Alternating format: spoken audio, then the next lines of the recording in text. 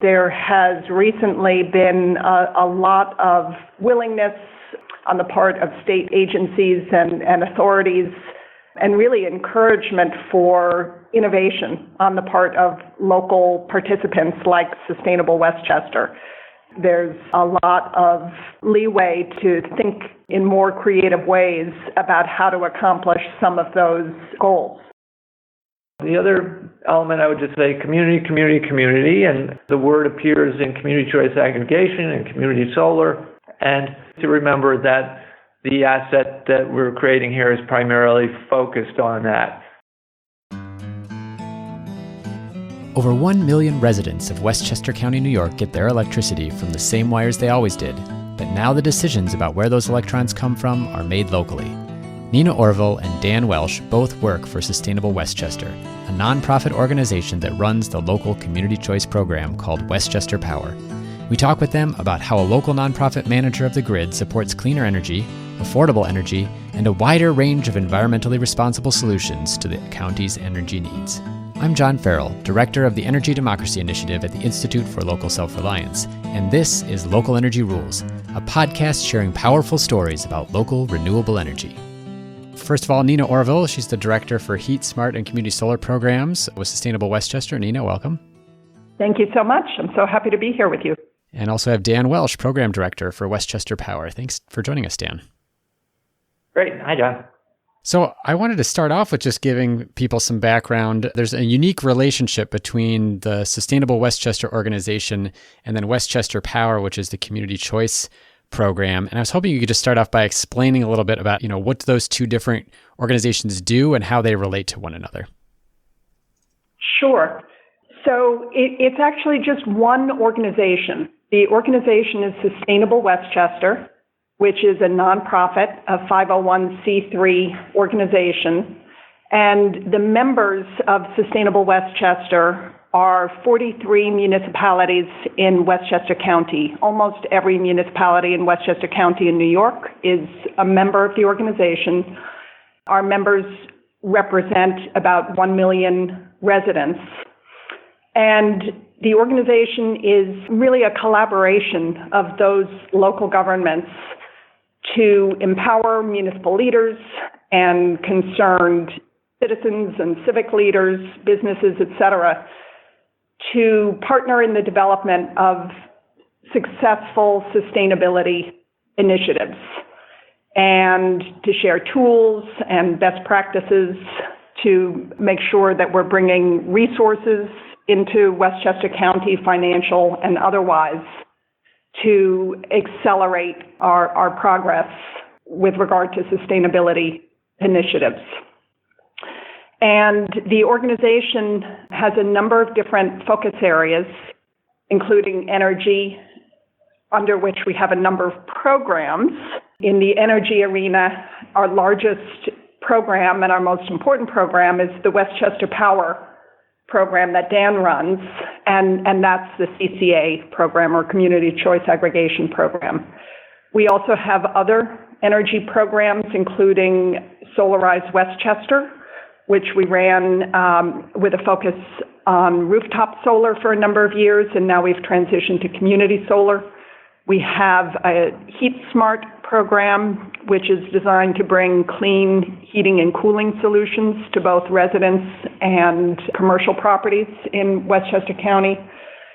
We also have other focus areas. One is transportation, where we focus on EVs and other transportation-related opportunities. And then we have a program that focuses on waste management and materials.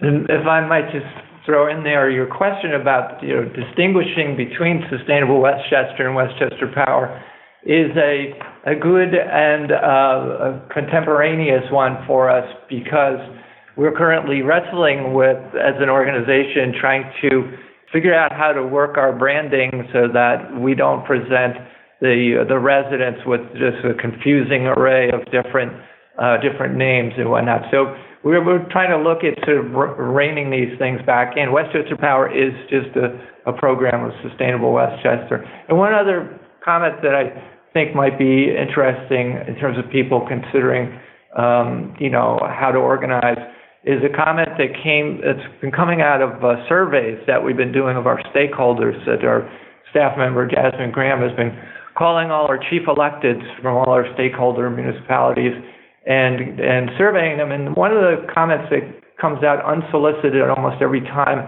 is the thing that they appreciate most is the practicality of the programs that we do. We provide very workable solutions that they can just drop right into their activities. That's great. This is really helpful. And I'm going to probably probe a little bit more as we talk about the relationship, like how Westchester Power integrates with some of those other programs. But let's give people a little bit of sense when we talk about community choice aggregation. It's definitely something we've talked about on this podcast before. I've interviewed folks who have been running these programs in other states. And also, actually, as I'll mention later, I talked to Glenn Weinberg, who is one of the initiators with Westchester Power. But could you just talk a little bit about, like, in most, or I should say in a lot of states, customers have no choice about who their electricity provider is. In other states, like New York, customers do have a choice between different retail electricity providers, but community choice is different. And could you explain how it sort of changes that relationship to the utility where you don't have a choice, or even where you're given a few choices, maybe from sort of different market providers? Yeah, it is kind of a hybrid thing. As I think you noted, in New York State, we do have choice, and the industry was deregulated, 20 years ago or so. And in theory, everybody could have gone out and signed on with a private supplier. But the reality is that I think the rate of signups is maybe 20 to 25% maximum. So the state realized that they were not pushing the markets for pricing and products as much as they wanted to. And when Sustainable Westchester brought to them back in 2014-15 the idea that we wanted to adopt this CCA model that we were already seeing in 6 or 7 other states and pilot it here in Westchester County to provide this kind of hybrid between Wild West of individuals trying to deal with dozens of ESCOs and a monolithic utility. The state was very agreeable to that, and they saw it as a way of trying to achieve their goals. In terms of how it changes the relationship between the customer and the utilities, we're out there trying to educate people, and they're getting our mailings. They're calling us on the phone and asking us about the program. It's understandable that it doesn't necessarily register immediately with them what's going on. And we view every single phone call as the creation of a community energy asset for us. So we're running our program so that all those customer service calls come to our office as opposed to, say, the supplier's call centers. What it does is it create the base for a future and an ongoing dialogue with customers about their energy lives and how they're participating in what we're doing here in the county. In watching community choice programs, especially in other states, we've seen a strong focus on things that electric utilities often see as secondary. So renewable energy has been a big priority in the report that we were recently working on around this, but also local energy. There's been either an effort to pitch locally procured energy, or it's been part of the resource or procurement plan. I'm curious, how does Westchester Power get renewable energy? Is it getting any from local sources? Does it include energy produced by customers? I know you mentioned earlier a Solarize program, for example. So obviously there's been an intent by Sustainable Westchester to get customers to produce their own power. I'm curious how that integrates with the work of Westchester Power and providing the energy supply. Yeah, from the beginning, clearly our ultimate goal here is a clean grid here in Westchester. Physical, clean electrons flowing through here and displacing the fossil fuel generated power. But obviously, to start, we were kind of what they're calling a CCA 1.0, which is we're buying commercial power through ESCOs, and then we're greening that essentially with renewable energy certificates, which are great. They represent real renewable energy generated, but generally in other locations. So it's kind of a virtual displacement, which is great progress, and which on paper gives us zero emissions for all the participants in that program. And so we're very happy with that as a first round accomplishment. We've displaced something like 500,000 tons of CO2 through that method. But we are, from the start, we've wanted to localize renewable energy production. It's not easy down here in Westchester. We don't have big farms where they can build the solar farms on the periphery, on the unused land, or places for windmills. So we are looking, our future really looks at trying to import more renewable energy down here. There's going to be, it's going to be involved with transmission projects. And it's a very, very complex animal that really has to be wrestled with. And we're doing a lot of work now in having discussions with transmission companies and things like that. But in the meantime, in parallel, we are running the solar programs. We're running the community solar programs, and Nina will tell you more about those. So we're sort of marketing them as part of the same organic drive to the same goals, but they're not fully integrated yet. But Nina can tell you a little bit more about those. Sure. And even in terms of the renewable energy certificates, those started out as national there's RECs. even been an evolution there, right? And they're now New York State hydro RECs. So in every way we can, we're trying to localize the generation of and the support for renewable energy. Yeah, this is actually a great opportunity, I think, Nina, to talk to you about the way in which Sustainable Westchester, because it has so many different programs that are not even necessarily about energy, it really is much broader in a lot of ways than other community choice agencies in other places that are really specific to energy. And granted, they're often operating in cities that have other programs, but I would really like to hear about some of the other initiatives. You mentioned electric vehicles, renewable heating, community solar, even the recycling program, how you see those tying together with this particular one piece here around community choice. Sure. So as you mentioned, we have a pretty wide portfolio of sustainability offerings. And what we have found is that they all support and reinforce each other in a range of ways. They all depend on the very strong relationships that we have with our municipal members. And the majority of them are also really dependent on very robust relationships that we have developed with leaders in each community who are focused on sustainability initiatives and opportunities. And so we have cases, for instance, where a municipality has joined the community choice aggregation program. They participated in the rooftop Solarize campaigns. They're now participating in the clean heating and cooling campaigns that we call Heat Smart, and they're beginning to launch a campaign focused on community solar. So that's very exciting. And we've found that communities that are able to successfully offer their residents one of these solutions, it becomes progressively easier for them to leverage that experience and to bring more opportunities to the residents more effectively and more easily. We also have found that our communities really value the way Sustainable Westchester offers these programs, in that we know that both our municipalities and the community volunteers are really stretched very thin.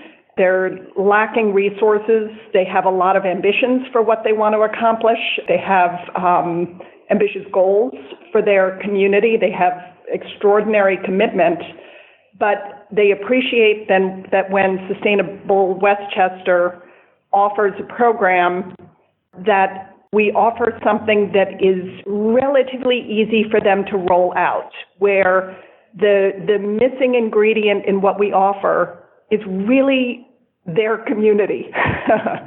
So we put together strong communications materials for them. We put together very professional marketing materials for them.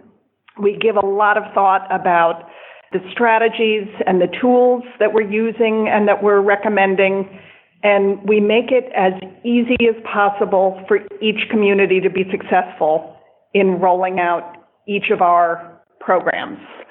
So the goal is really to create a track record of success in each of our communities, which is obviously extraordinarily beneficial for Sustainable Westchester as well. But it ends up really creating an appetite and an enthusiasm in those communities for participating in the next offering that we have. And for us in Sustainable Westchester, having the opportunity to support campaigns that focus on all of these different offerings in the number of communities that we do that means that we benefit from an incredible opportunity to learn from their experience and to continue to enhance and evolve what it is we offer and how we offer it. Yeah, the success of a neighboring community is a great thing in supporting, your community's entry into a new program. And, we're very sensitive to that. And I'm actually on the town board of one of our municipalities in Lewisboro, New York. So we really have a good feel about, what works and what doesn't work in terms of the dynamics in these communities. Yeah.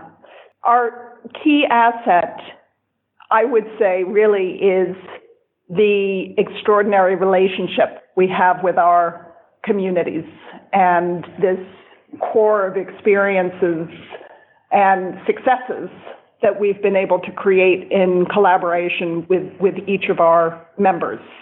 And let's face it, people want to be associated with successes, so that's right. It gets easier and easier.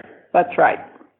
We're going to take a short break. When we come back, we'll talk about where the money comes from to support Sustainable Westchester, how the local solar programs fit in with the larger picture of energy procurement, and what advice our guests have for legislators considering opening the door to community choice in other states. Hey, thanks for listening to Local Energy Rules. If you've made it this far, you're obviously a fan, and we could use your help for just 2 minutes. As you've probably noticed, we don't have any corporate sponsors or ads for any of our podcasts. The reason is that our mission at ILSR is to reinvigorate democracy by decentralizing economic power. Instead, we rely on you, our listeners. Your donations not only underwrite this podcast, but also help us produce all of the research and resources that we make available on our website and all of the technical assistance we provide to grassroots organizations. Every year, ILSR's small staff helps hundreds of communities challenge monopoly power directly and rebuild their local economies. So please take a minute and go to ilsr.org and click on the donate button.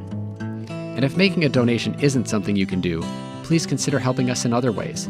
You can help other folks find this podcast by telling them about it, or by giving it a review on iTunes, Stitcher, or wherever you get your podcasts. The more ratings from listeners like you, the more folks can find this podcast and ILSR's other podcasts, Community Broadband Bits, and Building Local Power. Thanks again for listening. Now, back to the program. This is really interesting in terms of those relationships there, and I love how it builds across the different programs and the way in which it reinforces one another. It just brought to mind a question that I should have thought of before, which is, you mentioned that Sustainable Westchester is a nonprofit organization. How is the work that you do paid for? Like, are towns kind of buying into that? And then I guess I had one other sort of into the weeds question, which is, for the things that you do that are energy related, are those sort of like built into the procurement plan of Westchester Power? Are you saying like, hey, we're signing these contracts to buy electricity on the market, but we're also procuring some locally? Or is it more like the things we do to help people go solar reduce the demand, reduce the amount of power we have to go out and buy? So I guess two kind of very different questions, but both things I'm really curious about in terms of the details of how these relationships work. Well, I guess in principle, as an organization, one of the things the municipalities like about us is we don't cost them much. So they all toss in a really nominal dues once a year of $1,000, which of course doesn't go very far. And then beyond that, our basic modus is to try and build programs that are as self-sustaining as possible. So there is a focus on looking for where, there are cash flows, and as you say, the improvement in performance will free up some of those, and yes, we'll take a sliver of it. As you may know, in New York State, as for the community choice aggregation, the Public Service Commission has specifically carved out that the administrators can take an administrative fee, so there's a little sliver that goes to us to run the program.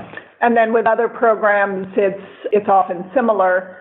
So with community solar, for instance, the solar developers who we work with, and we're very careful about vetting the community solar opportunities that we're offering, and we weigh in on that if we think something needs to be made more consumer friendly, for instance. But those solar developers are used to paying for having typically a company go out and enroll individuals in their community solar farms or projects. And so that's a role that we're able to step in and play, and I think do better than the other entities that are out there doing it typically, in that our mission is to educate the community about clean energy options, and we're very focused, doing an excellent job in that regard. So that program is funded in that way. Yeah, they find high value in that approach. Correct. Yeah. Mm-hmm. So we're always looking for opportunities like that where the program can be financially self-sufficient, while of course our primary focus is ensuring that the program delivers the kind of environmental impact and community impact that reflects our mission. But it is a challenge, and we do get some grant funding out of NYSERDA, New York State Energy Research Development Authority, but it's also very modest, and there are some programs that are easier than others and harder than others to find financing sort of models for, but we, as of yet, have not resorted to sort of black tie dinners at the end of the year, or we really haven't gone in the direction of sort of donations and things like that. It's not to say it's not coming up for us, but we've been largely bootstrapping everything up to now. That's really cool. One other question I had just about the sort of range of programs and mission was, in the programs offered through Sustainable Westchester, are there particular efforts aimed at like traditionally underserved communities? I know low-income folks have often had a hard time participating in energy programs, or communities of color. Sure. So with regard to the community choice aggregation program, Westchester Power, there are regulatory limitations on the participation of low-income individuals in those kinds of programs in New York State. So unless a community choice aggregation program is able to guarantee savings, the administrators of those programs are prohibited from enrolling low-income individuals. And up until this point in New York, none of the community choice aggregation programs have been able to structure their offering in a way that savings are guaranteed, which means that low-income individuals are excluded from those programs at the moment. And that's something that we are working on a number of potential strategies and pilots to try and test out different approaches within the community choice aggregation context. But meanwhile, we're also working very hard to ensure that the other programs that we offer are made accessible to low-income individuals, and that some of those programs have particular benefit for low-income people or lower-income people. And just as an example of that, for 4 years, we ran the rooftop solarized programs, and at a certain point in time during that period, New York State started offering enhanced incentives based on income eligibility. So New York State doubled the solar incentive for people who were below a certain income threshold.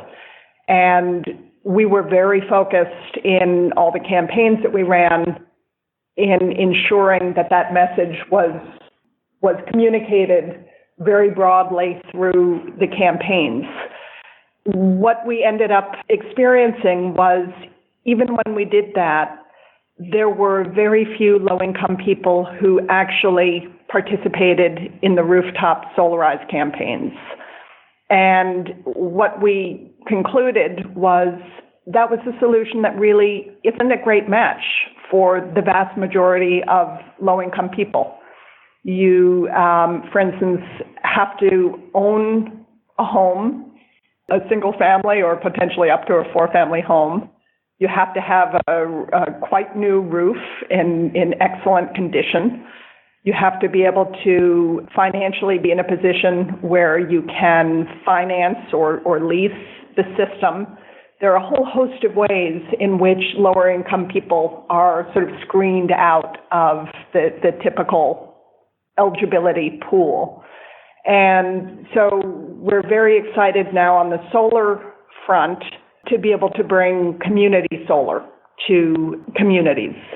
And we have sort of redoubled our efforts to ensure that we develop strategies to bring that particular offering to lower income people who are the people who need it most. I was looking at a study recently where low-income New Yorkers on average spend more than 12% of their income on energy costs. And I think that's about 4 times more than the average New Yorker on a percentage basis.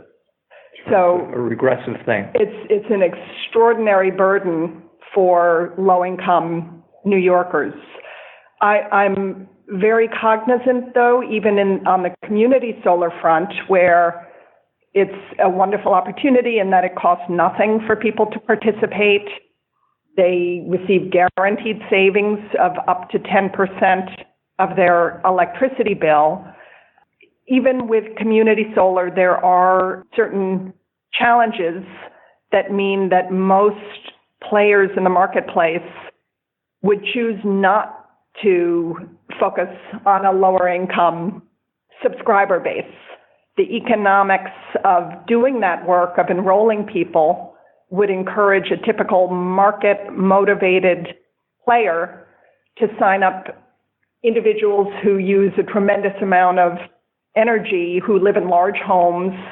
And so it's really clear in the work that we're doing that having organizations like Sustainable Westchester, who, because their mission is improving the well-being of residents in the communities that we serve, involved in the marketplace to ensure that even if something isn't financially optimal, to push the marketplace in that way, and to serve as actors in the marketplace, to ensure that those opportunities are delivered to the people who need them most, regardless of whether it's financially the most advantageous thing or not. So I think as we look at the tools we have at hand, the one which seems to show the most potential is the future development of consolidated billing for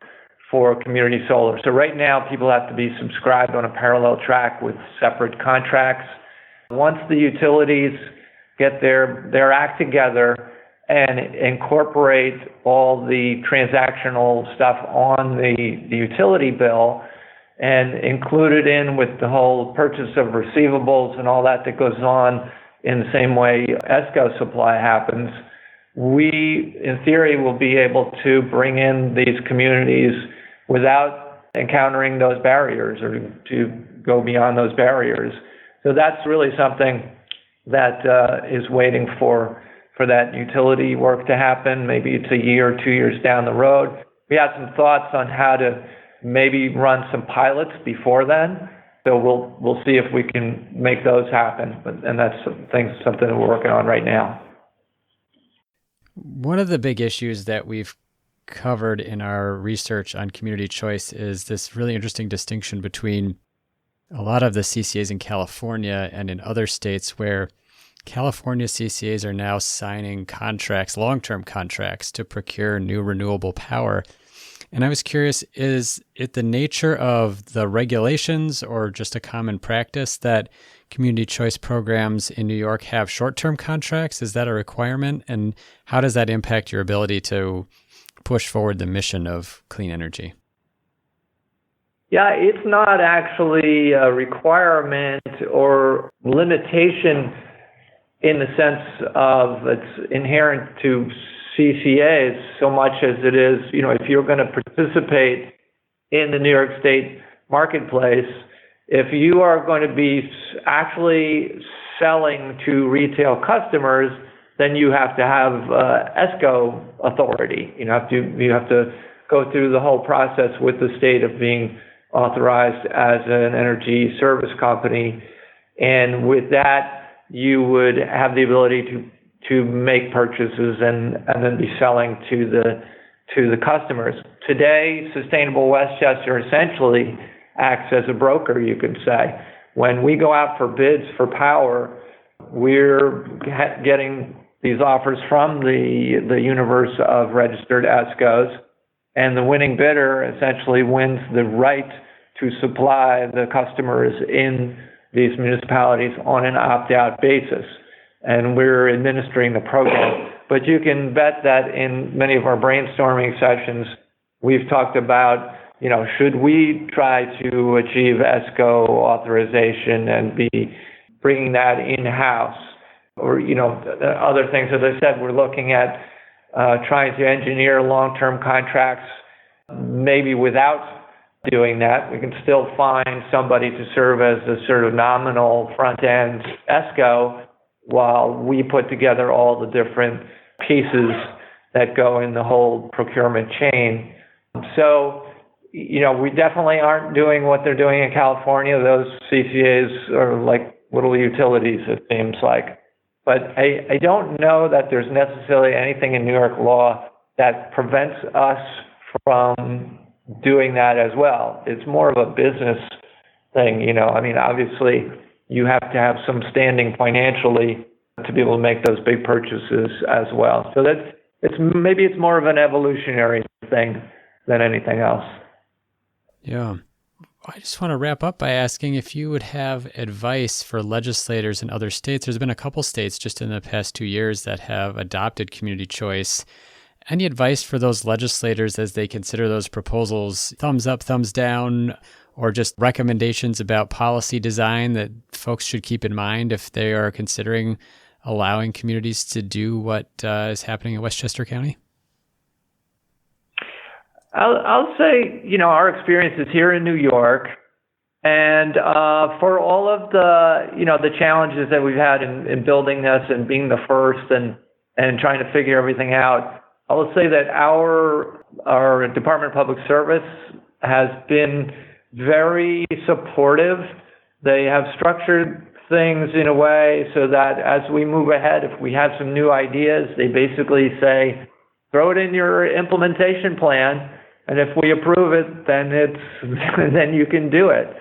So they're pretty flexible about that. They realize from the outset that there was no way that we're going to write one order and be done with it and have captured every eventuality. So learnings are happening, and they're adjusting on the fly, and we found that approach and attitude to be very useful. And then, the other element, I would just say community, and it's, the word appears in community choice aggregation and community solar. And, always to remember that the asset that we're creating here is primarily focused on that.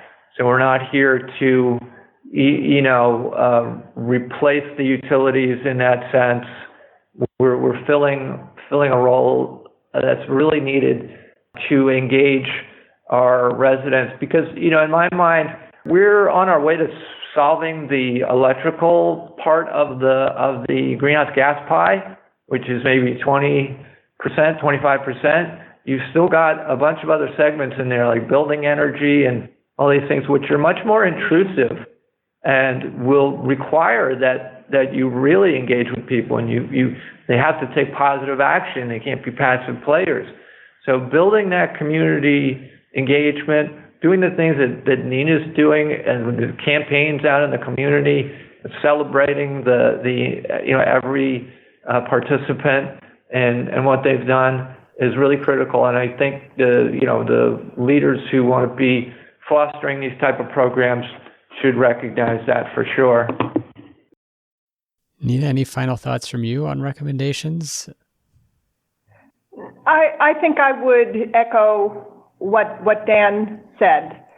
He's the person who's been running the community choice aggregation program itself here at Sustainable Westchester, and I have been focused on designing and implementing a number of the other clean energy programs.